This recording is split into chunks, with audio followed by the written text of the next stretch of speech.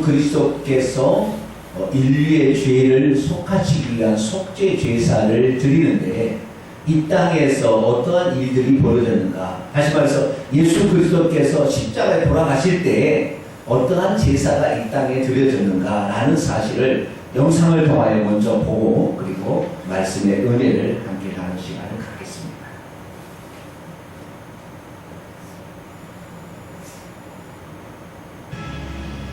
또 여기 근래에 있었던 놀라운 발굴에 대해 소개해드리겠습니다. 지난 2500여 년의 긴 세월 동안 언약궤가 실종되어 왔음은 잘 알려진 사실이며 그동안 그 행방에 대해 여러 가설들과 추측들이 난무하는 가운데 언약궤를 찾으려는 수많은 시도들이 있었습니다. 그런 가운데 수년 전 권위 있는 고고학자이며 독실한 크리스찬인 론 와이어트가 성지를 방문 중 성령님의 강권적인 감화 감동에 의해 골고다의 예레미야 도구 속에 언약궤가 감춰져 있다는 확신을 얻게 되었습니다. 이스라엘 정부의 정식 허가를 받아 수년 동안 탐사를 하게 되었던 것입니다. 그 언약궤는 바벨론의 침략을 받았던 때에 약탈을 피해 황급히 운반되어 당시 골고다 속에 예레미야 동굴 안에 비밀리 보관되어 온 것으로 추정되었습니다.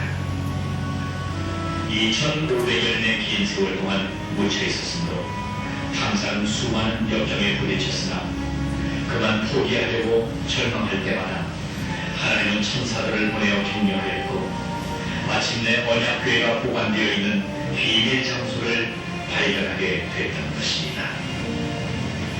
그런데 그 비밀 장소에 바위 침정에 틈이 나 있었고 피의 흔적이 남아 있었으며 바위 틈을 따라 외부로 연결된 장소는 놀랍게도 바로 예수님의 십자가가 세워졌던 정확한 자리였던 것입니다.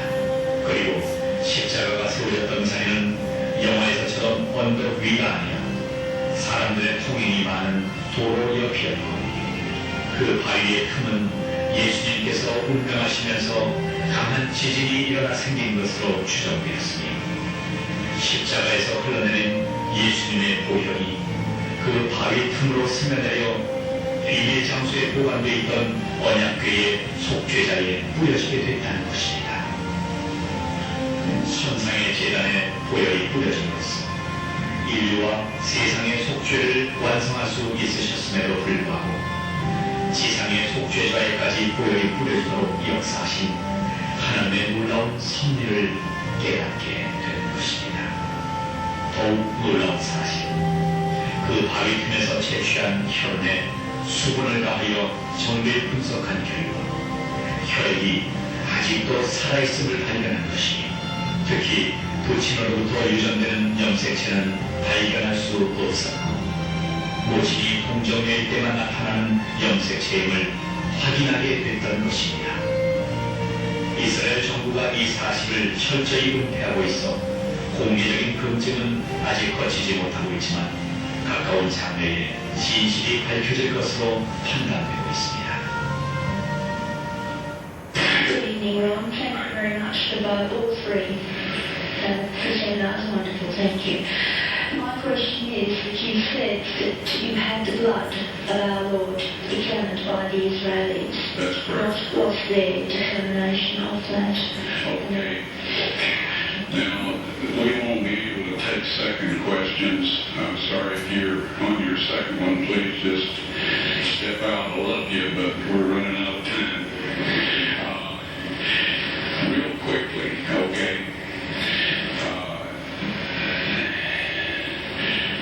Dry blood is dead blood.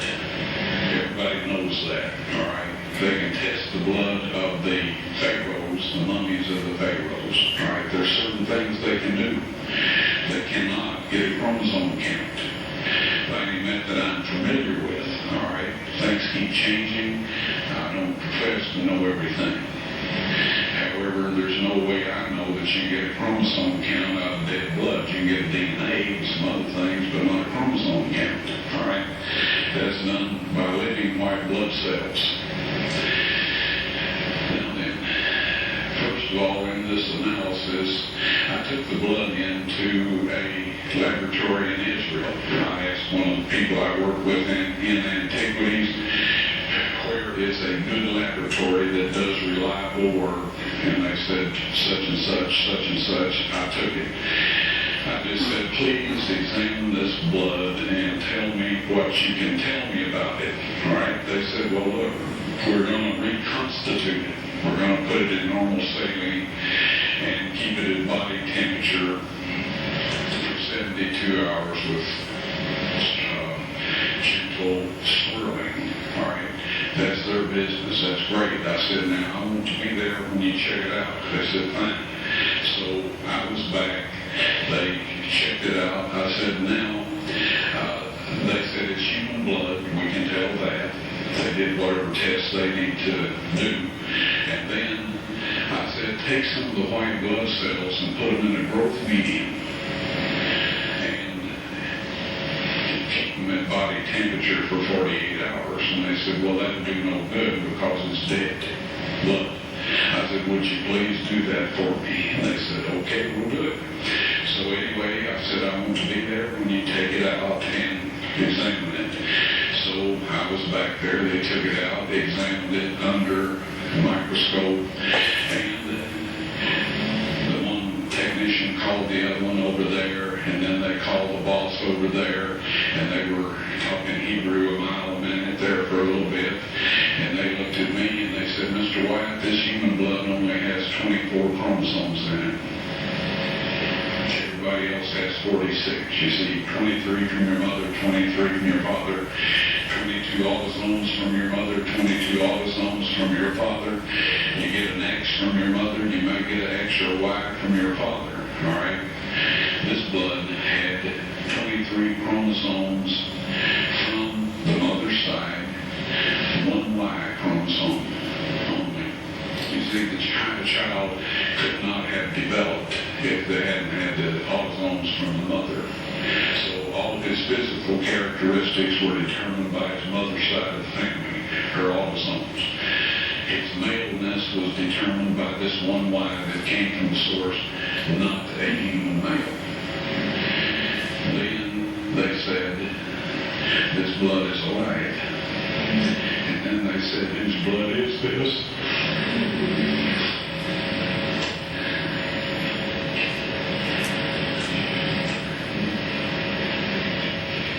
I said, it's the blood of your Messiah.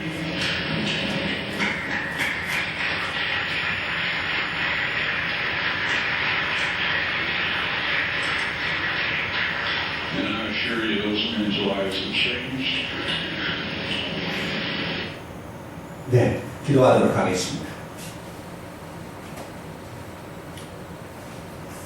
거룩하고 자비로우신 아버지 하나님, 하늘의 영원한 제사를 드리고자 예수 그리스도께서 이 땅에 오셨고 그 영원한 속죄 제사를 하늘의 지성소에서 행하셨지만 또한 이 땅에 있는 이 속죄소 위에 피를 뿌리기까지 하나님의 위대한 섭리가 작용하겠음에 진심으로 감사를 드립니다.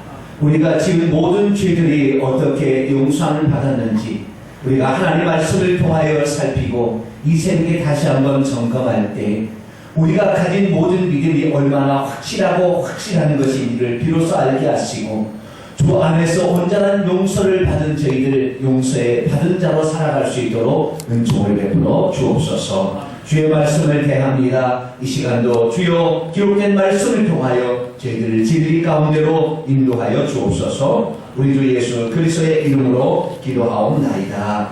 아멘. 오늘 아침에는 십자가는 죄를 없이 하는 도구라는 제목으로 함께 말씀의 은혜를 나누기를 원합니다. 죄와 저주를 없이 하는 도구. 십자가는 예수님께서 달려 돌아가신 두 개의 겹쳐진 나무입니다. 십자가는 십자가 모양을 하고 있어서 중요한 것이 아니라 십자가가 죄와 온갖 저주를 없이 하는 도구라는 데에 그 의의가 있습니다. 다시 말해 십자가는 그 모양이 중요한 것이 아니라 그 재료가 죄와 저주를 없이 하는 나무라는 데에 의의가 있는 것입니다. 그러므로 십자가가 만약 나무가 아니라 철이었다거나 오늘날에 흔들 사용하는 플라스틱이나 알루미늄이었다고 한다면 사실상 그것은 별 의미가 없게 됩니다. 왜냐하면 나무에 달려야 죗값을 대신할 수 있고 나무에 달려야 저주를 담당할 수 있다고 성경이 약속하고 있기 때문입니다. 또한 만약 예수께서 나무에 달려 돌아가시지 않고 유대인들의 처형 방식에 따라 돌에 맞아 죽으셨다고 한다면 예수님의 죽음은 우리에게 너무나 많은 것을 잃게 만들지도 모릅니다. 요한복음 3장 14절이요 모세가 광야에서 뱀을 든 것 같이 인자도 들려야 하리니 신명기 21장 22절로 23절이요 사람이 만일 죽을 죄를 범함으로 내가 그를 죽여 나무 위에 달거든 그 시체를 나무 위에 밤새도록 두지 말고 그날에 장사하여 내 하나님 여호와께서 내게 기업으로 주시는 땅을 더럽히지 말라. 나무에 달린 자는 하나님께 저주를 받았음이니라. 아멘. 이처럼 예수님께서는 마구잡이 방식으로 돌아가신 것이 아니라 율법이 말하는 죄와 저주를 담당하시기 위해서 친히 나무에 달려 돌아가셨던 것입니다. 여기를 보세요. 예수 그리스도께서 죽으실 때에 유대인들에 의한 처형 방식에 의해서 죽지 않았다는 사실을 우리가 먼저 알아야 됩니다. 분명히 예수님은 유대의 최고 의결 기구인 산헤드린 공의회의 정죄를 받아서 사형 언도를 받고 죽음을 당하게 되었는데 그렇다고 한다면 예수님의 죽음은 유대인들에 의해서 처형당해야 되는데 유대인들의 처형 방식은 돌 팔매질을 통하여 그 사람을 죽이는 거예요. 신명기 15장에 읽어보게 되면 안식일날 일하지 말라고 했는데 안식일날 나무하다가 발견된 사람들을 처리하는 것을 고민했을 때 하나님께서는 안식일 어긴 그에 대한 처벌을 어떻게 하느냐 회중에 돌로 갖다가 그를 쳐서 죽임으로 말미암아 그 죄를 다시는 범하게 하지 말라고 그랬어요. 그래서 유대인들이 만약에 죄를 짓게 되었을 때는 돌로 쳐서 죽이는 것이 가장 일반적인 방법이었다는 거예요. 그래서 구약에 아간이 여리고성을 정복하게 되는데 잘못하는 것을 죄를 묻게 될 때 그 아간을 이 모든 사람들이 돌로 쳐서 죽이게 됩니다. 그리고 신약에 들어와서는 스데반이라는 사람을 그 유대인들이 돌로 쳐서 순교하는 그런 장면이 나오게 되죠. 분명히 유대인에 대해서 정죄를 받아서 예수님이 죽어야 된다고 한다면 돌 팽매질로 말미암아 죽어야 되는 것이 마땅했는데 예수 그리스도 죽을 때는 그렇게 죽지 아니하고 십자가에 매달려 죽는 로마의 사형 방법에 의해서 죽임을 당했다는 거예요. 그것은 이 이스라엘 백성들이 자신이 그 죄를 쉽게 말해서 자신이 그 정죄한 그가 예수님이 범죄했다고 한다면 그 범죄의 장면을 보았거나 증인이 먼저 돌을 쳐야 되는데 아무도 그에게 손을 댈 사람이 없는 거예요. 그래서 대신 로마의 총독한테 죽여달라고 부탁을 해서 로마의 총독은 로마의 사형법으로 죽였으니 십자가에 매달아 죽이도록 허용을 한 거예요. 그래서 결국에 예수 그리스도께서는 정죄는 유대인들이 했지만 사형은 로마의 사형법에 의해서 죽임을 당했어요. 그것이 어디냐? 바로 골고다 언덕에 그 십자가에서 예수님이 죽임을 당한 거예요. 그런데 우리가 그 예수 그리스도께서 십자가 그 골고다 언덕에서 십자가에 죽임을 당한 이유가 어디 있었느냐가 나중에 수천 년이 지난 쉽게 말해서 2000년이 지난 그 후에야 비로소 그것이 알려지게 됐다는 거예요. 오늘 예수 그리스도께서 우리 죄를 위해서 얼마나 하나님께서 그것을 섭리하셨고 그리고 그 사실이 얼마나 명백한 사실이며 또 율법에 기록된 바에 의해서 우리의 죄가 처리되는지 다시 한번 하나님 말씀을 통하여 확실하게 얻게 되기를 축원합니다. 자, 그러면 십자가 준 7가지 혜택을 보십시다. 그렇다면 예수님께서 십자가에 못 박혀 돌아가신 것은 믿는 자들에게 어떠한 혜택을 가져다 주는 것일까요? 성경은 적어도 7가지 혜택을 가져다 준다고 말하고 있습니다. 첫째는 죄를 처리해 줍니다. 둘째는 마음의 상처를 제거해 줍니다. 셋째는 조상 대대로 이어져 내려오고 있는 저주를 단숨에 제거해 줍니다. 넷째는 인간의 영원한 갈증을 해결해 줍니다. 다섯째, 모든 질병에서 낫게 해주며 건강해 주십니다. 여섯째, 무지에서 벗어나 지혜로운 자가 되게 해줍니다. 일곱째, 가난에서 벗어나 부유한 자가 되게 해줍니다. 오늘은 그 첫 번째 항목인 죄를 처리하는 부분에 대해서 살펴보도록 하겠습니다. 죄를 없이 하는 도구 십자가. 죄란 무엇일까요? 죄란 하나님의 뜻을 어기거나 불순종하는 것을 가리킵니다. 그래서 하나님의 뜻에서 빗나간 상태를 죄라고 부르는 것이죠. 태초에 하나님께서 천지만물을 창조하시고 맨 마지막에 아담을 지으셨고 그에게 한 가지 계명을 주셨습니다. 창세기 2장 16절에서 17절이요. 여호와 하나님이 그 사람에게 명하여 이르시되 동산 각종 나무의 열매는 내가 임의로 먹되 선악을 알게 하는 나무의 열매는 먹지 말라. 내가 먹는 날에는 반드시 죽으리라 하시니라. 아멘. 그것은 에덴 동산에 있는 모든 나무의 실과는 마음대로 따먹을 수 있지만 선악을 알게 하는 나무의 실과는 따먹지 말라는 것이었습니다.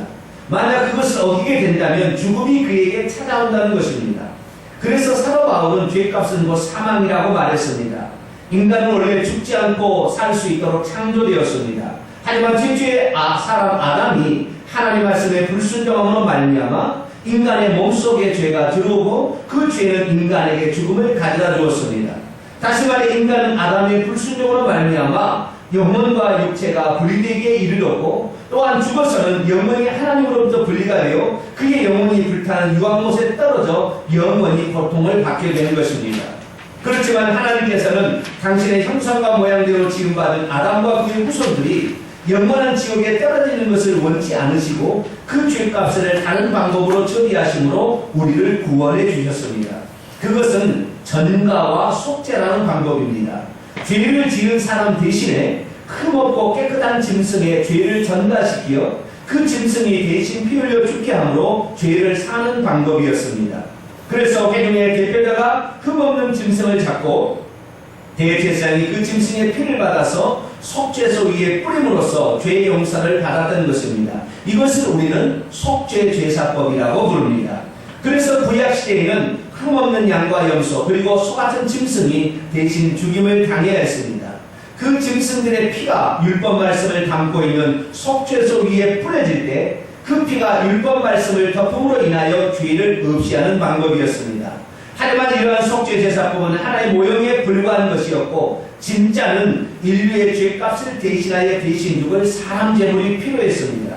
그렇지만 아담의 후손으로 태어난 모든 사람은 다 죄된 본성을 가지고 있기에 아무도 인류의 죄값을 대신할 만한 제물이 될 수 없었습니다. 그래서 하나님께서는 그의 아들을 사람의 모양으로 보내어 인류의 죄를 그에게 전가시켰고 그에게 대제사장인 가야바의 죽임을 당하도록 허락하셨으니 그분이 바로 하나님의 아들 우리 주 예수 그리스도이십니다. 예수님께서는 아담의 후손으로 태어나신 것이 아니라 흠없는 인간 제물이 되시기 위하여 한 여인의 태를 빌려 이 세상에 들어오셨습니다. 그리고 제물로 죽으실 때가 되기까지 기다리셨다가 그의 나이 30세가 되셨을 때 요단강으로 나아가 세례 요한으로부터 인류의 죄를 전가받으셨습니다. 세례 요한은 제사장이자 선지자이면서 여자가 낳은 인류의 대표자가 되어 인류의 모든 죄를 예수님께 전가했던 것입니다. 그러자 예수님은 그날 세상 죄를 지고 가는 하나님의 어린 양이 되셨습니다. 그래서 3년 반이 지난 그의 6월절 날 제사장들과 백성들에 의해 사형언도를 받으시고 십자가에 못 박혀 돌아가셨습니다. 대제사장과 백성들이 아무런 죄가 없으신 그분을 십자가에 처형할 수 있도록 로마의 총독에게 부탁하여 죽게 한 것입니다. 그런데 놀랍게도 그가 죽으신 골고다 언덕 바위 속에 법궤가 숨겨져 있었고 예수님께서 흘리신 피는 법궤의 속죄소를 덮어 영원한 속죄를 이루게 되었던 것입니다. 예수님께서 대속의 죽음을 죽으시되 골고다 언덕의 십자가에서 죽어야 했던 이유가 그 언덕 속에 숨겨져 있었던 것입니다. 여기를 보세요. 모세가 하나님으로부터 율법 말씀을 받게 되는데 그 율법 말씀은 5가지로 구분할 수 있는데 그 중에 하나가 제사법이 들어있습니다. 제사법은 인류의 죄가 어떻게 용서되는 것에 대한 하나님의 계시를 기록하는 것인데 그 제사는 성막이라는 곳을 통하여 이루어집니다. 그 성막은 나중에 발전하여 성전이 되었는데 어지간 그 성막에서 제사를 드리는데 그 성막을 모세가 그냥 생각해서 지은 것이 아니라 하늘에 가는 똑같은 성막이 하늘에 똑같이 있었던 거예요. 그 하늘에 있는 그 영원한 그 온전한 장막이 하늘에 있는 것을 모세가 보고 이 땅에 똑같은 성막을 지었어요. 그래서 이 하늘의 영원한 속죄 제사가 이루어지기까지 이 땅의 성막에서 속죄 제사가 이루어졌어요. 사람이 대신 중보할 수 없는 상황이기 때문에 흠없는 짐승들을 대신 죄를 전가시킨 다음에 그 짐승들을 잡아서 속죄소에 피를 뿌림으로 1년에 1차씩 그 속죄소에 피가 뿌려지는 순간 이 이스라엘 백성이 지은 모든 죄가 용서받았음을 선포함으로 말미암아 그 속죄는 대축제인이 되었어요. 그래서 그것을 수천 년 동안 이스라엘 백성들이 이루어오다가 이제 하나님께서는 마지막에 이제 영원한 속죄죠. 하늘의 영원한 지성소에 들어가서 그 속죄소에 피를 뿌릴 영원한 속죄 제물로서 하나님은 그 아들을 이 땅에 보내신 거예요. 그래서 예수님께서는 둘째 아담으로 오셨어요. 다시 말해서 죄 없이 태어난 두 사람이 바로 아담이요 둘째 아담이신 예수님이에요. 그러나 첫째 아담은 죄를 가지고 들어와서 인류를 죄 가운데 와서 지옥에 떨어지게 만들었지만 둘째 아담이 예수님이 들어오실 때는 여인의 태를 빌려서 들어오심으로 말미암아 사람 제물이 되실 수가 있었으니 흠없는 제물이 되어서 십자가에 죽으셨는데 우리가 십자가가 왜 중요하느냐? 십자가가 죄를 처리하고 인간의 온갖 저주들을 처리하게 되는데 그 죄를 처리하게 될 때도 예수 그리스도께서 단순히 그냥 죽으신 것이 아니라 그냥 골목에서 돌에 맞아 죽은 것이 아니라 모든 사람이 보는 공개적인 다시 말해서 그때 당시에 120만 명이 유월절을 지키기 위해서 예루살렘에 몰려들었으니 온 세계에 흩어진 모든 유대인들이 그 장면을 보게 되었어요. 그것은 골고다 언덕에 십자가를 위해 세워진 예수 그리스도께서 피 흘려 죽으신 장면을 보게 되었는데 그 십자가에서 피 흘려 죽으신 예수 그리스도의 피가 하늘에 있는 그 하늘의 온전한 장막에 그곳의 지성소에 피를 뿌림으로 인류의 죄를 속하였다는 사실을 모든 백성이 알도록 하기 위해서 하나님께서는 이미 500년 전에 그 골고다 언덕의 9m 밑에 속에 에레미야 동굴에 법궤를 숨기게 했다는 거예요. 왜? 이스라엘 백성이 바벨론의 포로로 잡혀가게 될 때에 그 법궤를 그 바벨로니아 제국에 빼앗기지 않기 위해서 그때 동굴을 파가지고 그 동굴 속에다가 그걸 넣는 거예요. 그런데 예수 그리스도께서 이 땅에 제사를 드려서 속죄 제사를 드릴 때 어떻게 했느냐? 예수님의 그 피가 지진이 일어남으로 말미암아 그 피가 속죄소에 숨겨져 있던 이 불 속에 숨겨져 있던 그 속죄소에 피가 뿌려져 가지고 결국에 인류의 죄를 속하는 이 모형과 같은 이 세상에서도 똑같은 제사가 동시에 드려짐으로 말미암아 인류의 죄가 속하지게 되었으니 우리의 모든 죄는 예수의 그리스도의 피로 덮어짐으로 다 속죄가 된 줄 믿으시기 바랍니다. 이 놀라운 승리를 어떻게 알 수가 있었을까요? 론 와이어트라는 미국의 그 고고학자가 있어요. 그가 제가 지난번에도 말씀드렸듯이 이스라엘 민족의 출애굽해서 광야에서 보냈던 그 40년 광야 생활이 사우디아라비아였다는 사실을 최초로 밝혀낸 고고학자예요. 그런데 그가 그 고고학의 발견을 끝내고 미국으로 돌아가던 찰나에 이 이스라엘의 그 문화재 관리국의 담당자와 예루살렘을 거닐고 있었는데 그 담당자가 말하는 거예요. 저 골고다 언덕에서 예수님이 돌아가셨다고 전해옵니다. 얘기를 했어요. 그래서 그 골고다 언덕을 바라보는데 갑자기 자기 입에서 말이 나왔어요. 뭐라고 말하냐? 저기에 손가락을 가리키면서 자기가 한 게 아니에요. 그냥 성령께서 한 거예요. 저기에 예레미야 동굴이 있고 저 속에 법궤가 숨겨져 있다. 그걸 조사해봐라라고 자기 입으로 얘기한 거예요. 자기는 원하지 않았는데. 너무나 깜짝 놀라서 그 골고다 언덕을 조사할 수 있겠느냐고 물어봤을 때 기꺼이 우리나라에서 숙식을 제공하고 장비를 제공해 줄 테니까 당신이 가서 파봐라. 그래서 9m 아래를 파고 들어갔더니 예수님이 십자가에 못 박혔던 그 장소, 그 구멍 뚫린 그 구멍과 더불어 그 구멍에서 이 바위로 밑에서 또 들어가게 되더니 거기에 예레미야 동굴이 있었고 그 예레미야 동굴 속에 법궤가 있고 법궤에 피가 지금까지 남아있던 피가 있어서 그것을 이스라엘의 그 피 담당하는 그곳에 연구소에 보냈더니 그 피가 목에 쪽에 피만 가지고 있는 피라는 것이 발견되었던 것을 다큐멘터리로 만들어서 지금 나오게 된 거예요.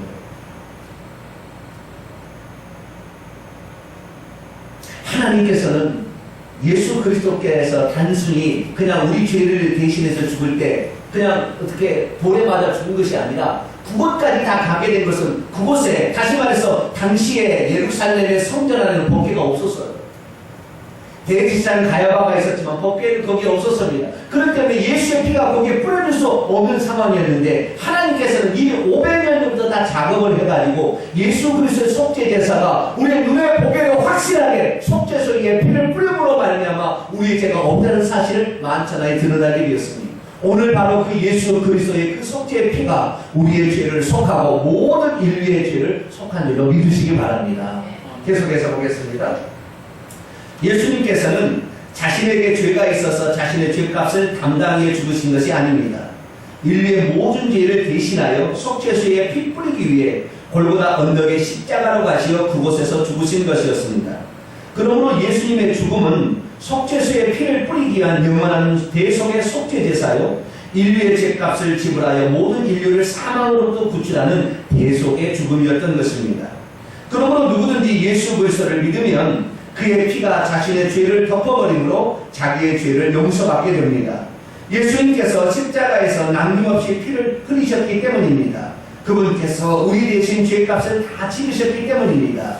죄 용서를 받은 이제 모든 그리스도인들은 죄로부터 자유로운 사람이 될 수 있습니다. 예수님의 피는 우리와 똑같은 사람의 피이기도 하지만 말씀이 육신을 입은 영원한 피이시기에 영원히 우리의 죄를 가리울 수 있습니다. 영원토록 내 할 말 예수의 피밖에 없네. 예수의 흘린 피 날 희게 하오니 귀하고 귀하다 예수의 피밖에 없네. 그렇습니다. 우리의 속죄의 근거는 십자가에 못 박혀 돌아가실 때 흘리신 예수님의 피입니다. 우리가 끝까지 그분을 붙든다면 죄는 결단코 우리를 지옥으로 끌어갈 수 없습니다. 예수의 피가 우리의 죄를 영원히 가려줄 것이기 때문입니다. 우리는 이제 예수 그리스도의 재림을 기다리고 있습니다. 그분이 오시는 날이면 십자가에서 흘린 예수의 피를 가진 모든 그리스도인들은 영생의 영원한 부활을 하게 될 것입니다. 그리고 신령한 몸으로 부활한 다음 저 영원한 천국에 들어가서 하나님과 더불어 영생 복락의 세계에서 영원한 기쁨을 누리게 될 것입니다. 혹 이 세상에 나사로처럼 못 먹고 못 살던 사람이랄지라도 그의 영혼에 예수의 피가 있는 자는 영원한 안식과 평안을 얻을 것입니다. 우리는 그리스도 안에서 죄 용서를 받은 사람들입니다. 그러므로 우리는 그리스도 예수 안에서 의인입니다. 나는 그리스도 안에서 영생을 얻은 자인 것입니다. 그리스도 안에서 나는 하나님의 생명을 받은 하나님의 자녀인 것입니다. 이러한 우리의 신분을 이제는 절대 잊지 마십시오. 예수님의 고귀한 희생을 잊지 마십시오. 내가 하나님 앞에 설 수 있는 근거는 결코 우리에게 있지 않습니다. 오직 예수 그리스도에게 있습니다. 그분만을 찬양하십시다. 십자가에서 우리 대신 피 흘려 주신 예수 그리스도를 찬양합시다. 영원히 영광을 받으소서. 하나님의 아들 주 예수 그리스도요. 아멘. 참 놀라운 사실은 이스라엘 백성들이 개인적으로 지은 죄가 아닌 온 회중이 지은 죄는 온 회중이 그 예수님을 죽여야 된다는 거예요.